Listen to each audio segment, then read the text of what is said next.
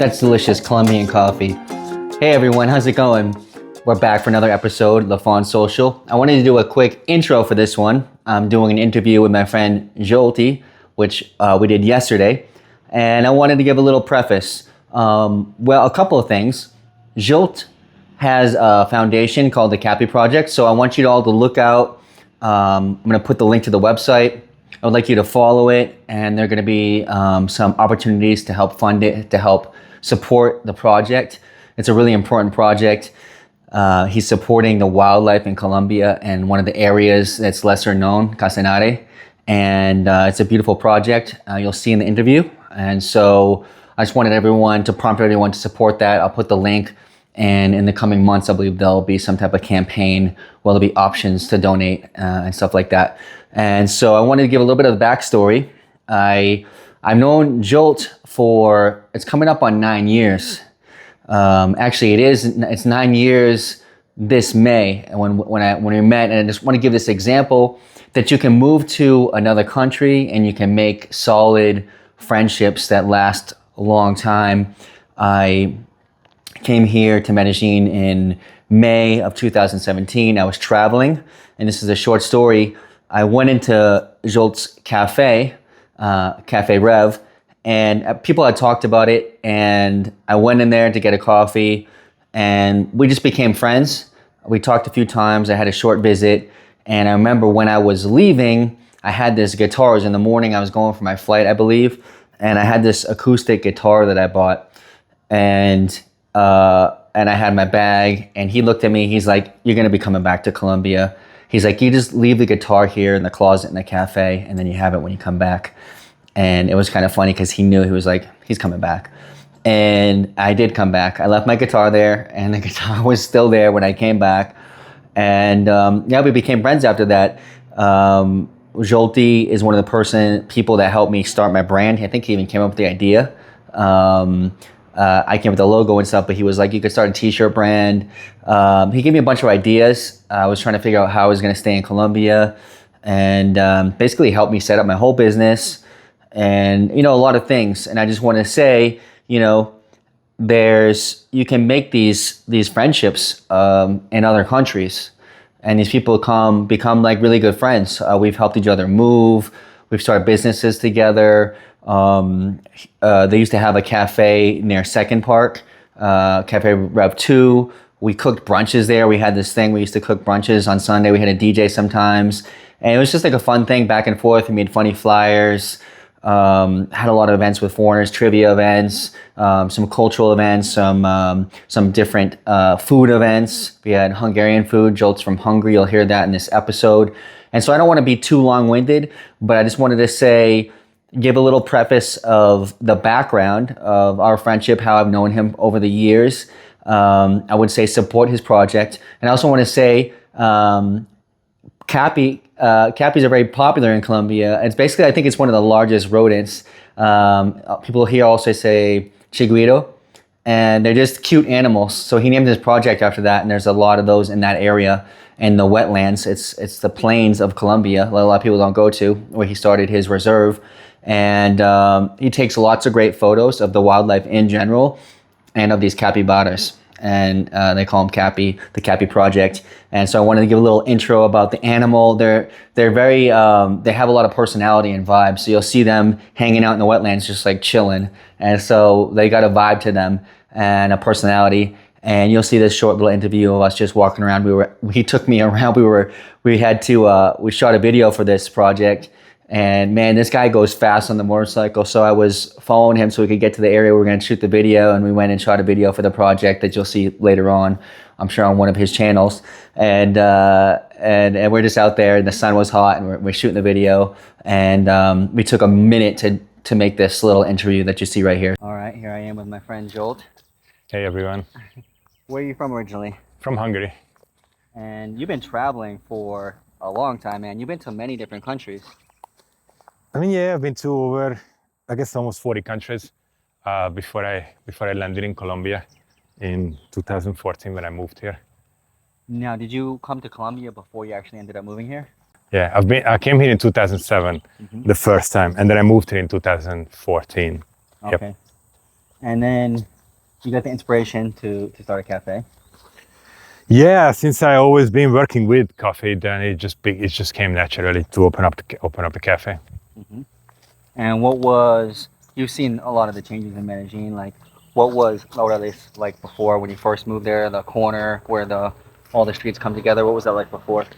Oh wow! Well, there was nothing there before. Like none of the high rises was there. None of the businesses were there. I guess the only business was actually there was Salupan, nothing else. And so it definitely changed quite a lot. And so you've been running the cafe for how many years now? 12 years, over 12 years. Yeah. And I'm sure you've had a bit of burnout in Colombia and you've gone through all the different changes and stuff like that that's happened, no? It happened, yeah, definitely. It's happening now. Yeah. And you've had to deal with a lot of different things, a lot of bureaucracy and just... Yeah, I guess you could say that. Running a business is not easy in Colombia. I know it's not easy, anywhere, but in Colombia, I think it's particularly difficult. And over the last few years, you started another project. I started my foundation, the Capy project, 3 years ago now. Yes, which is a big piece of land in Casanare in Colombia, in Los Llanos, and it's a conservation project. So we work with endangered animals. We set free animals on the land, and we monitor the whole area. So we register all the animals that we see. What made you pick this specific region? I mean, I've been to many parts of Colombia, and I hadn't even heard of Casanare before you even brought it up. Right, so Casanare is the only department of the 32 in Colombia that doesn't have a national park, and it has its reason. And the reason is mainly because it's the richest in oil, so that's why I think the government doesn't want to put a national park over there. But it's also one of the richest in wildlife, so I think it needs to be saved. It needs to be preserved, but it's a very difficult job, and I kind of put up with that. So that's what I've been doing. That's what I'm doing.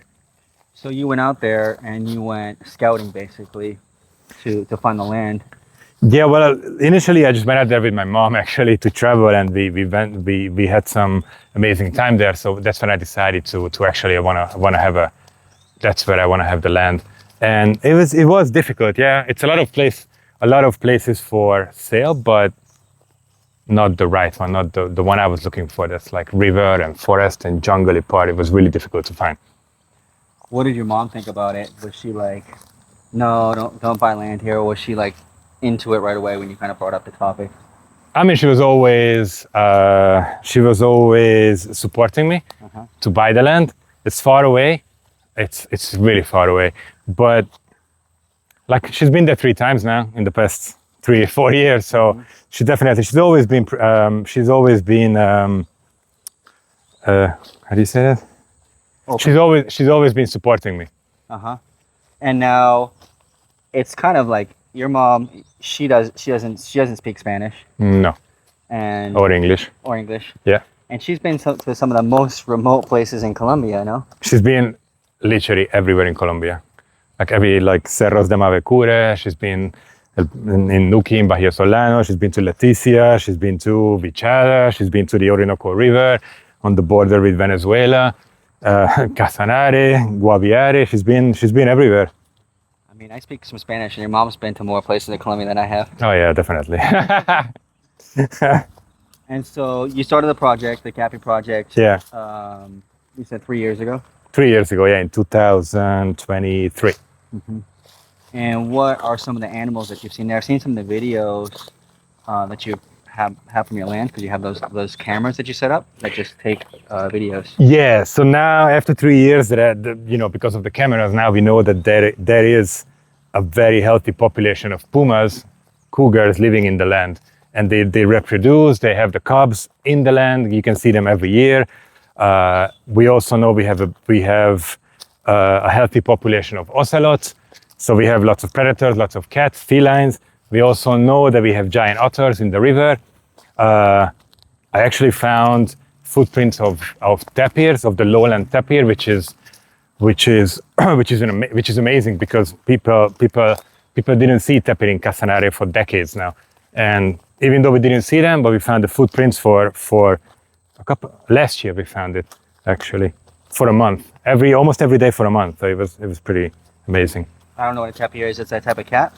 No, the tapir is like it's the biggest mammal. It's the biggest native mammal in South America. So it's like it has a trunk. It kind of looks like an elephant.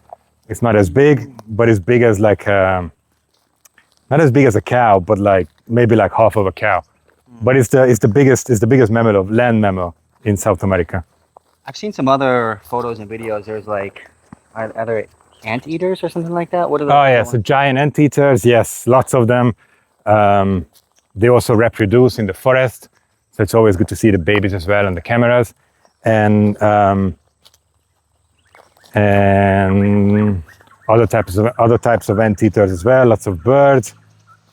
What else? Anacondas, boas. And you said you initially, when you were growing up, you wanted to be a photographer for National Geographic. Is that true? Yeah, that was my dream, to work for National Geographic and be a photographer in the jungle. I always wanted to do that. And then I kind of forgot about that dream for a while. And then it kind of just came to me after living like 10 years in Colombia. It's just like, maybe I should start doing something like this. Right, because it's your original kind of passion. It was like my childhood dream. Yeah, animals are always my passion, always. I always wanted to work with animals. And so, you know, doing this project in Casanare has given you a little bit of possibility to do that. I've seen a lot of your photos are amazing. You're really getting out into some remote areas. You're getting a lot of intimate photos with animals. Yeah, it took me a good 2 years of me basically just putting myself out there and volunteering and just getting to know all the other foundations and all the other government projects, and then people get to know me. They started to trust me, and then they kind of like just started to know what I'm doing and what is the Capy project and where is it. So luckily, and because of all this hard work, then now I have a good working relationship with other foundations in Casanare. So that's how. You think the camera's safe over there? Yeah. Yeah. So you had a good. Sorry, I didn't mean to interrupt. Yeah. You have a good. So now I have a good working relationship and friendships as well with other foundations and government projects in Casanare. So that's how I can release the animals. That's how I can interact with all these endangered species. It's just all the hard work is paying off now. I have a couple other questions for you. Yeah. That's Romero's tree. This is where I set free my iguana. And this, I'm gonna take a photo of this. A couple questions. A, you'll be doing some projects so other people can support the Capy project. Yeah, so I think it's time to elevate the Capy project, because it was always just me doing it, and I think, you know, for me to do a more important, a bigger job of conservation, that I need help. I just simply can't do it alone anymore. So how do you think how can people support? Are you going to have like a page? How are you going to get people support? Are you going to offer people a chance to go there? What are you thinking in terms of that? I guess we just started to build out the campaign, but the website is on. People can support through the website. There are different options. We also want to work with maybe companies and maybe different universities, maybe in Europe, some of them here. It's always some works in the background, and it's hard to get these things, to be honest. But that's the end game, to get some sort of fundings and then do some sort of research and acquire more land and put it towards conservation. Mm-hmm.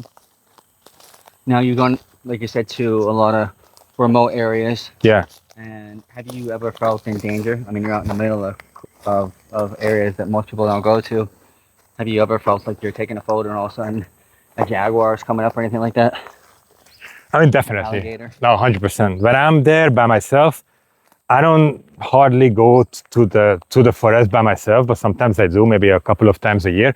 And when I go in by myself to check on the cameras, I definitely looking over my shoulder, because especially when I have to bend down to change the batteries and the memory card in the cameras, then it's definitely scary. Because then you check on the same camera and you see the pumas walking by even during the day. So that's definitely a bit scary, yeah. But that's like the adrenaline rush that I like. And you've been there. You first time you took like your motorcycle out there, or when you were scouting before you went on like a trip. Yeah. You said you had to put your motorcycle like on a boat. To get Oh, over it's there. quite normal, yeah. That's how you, because that part of the country, goes underwater for 6 months pretty much. So when you want to get to certain places, you just have to go on a boat, and you have to put the bike on your boat. Is that because it's wetlands? It's wetlands, yeah. So it's 6 months of dry season and 6 months of wet season. And when it's wet, everything is underwater pretty much. And you mentioned that you even maybe got lost a couple times, like on the land or outside of the land. I got lost on my land for sure, a couple of times, yeah. But I think now I know my way around now. But when it rains, when the storm comes, then it happens that I get lost here. Now, what do you see as the future? Do you think you want to live there on this land, or?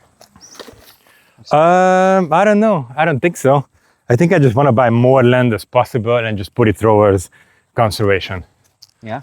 I guess the dream has always been to set up some sort of lab and a house, so then students and scientists can go there and do their research. That would be, and work with universities. That would be my dream for the Capy project. All right. Well, we'll put the link there so people can support it. Thank you. And yeah, more stories to come. Maybe we'll even go out there and make some videos. Yep.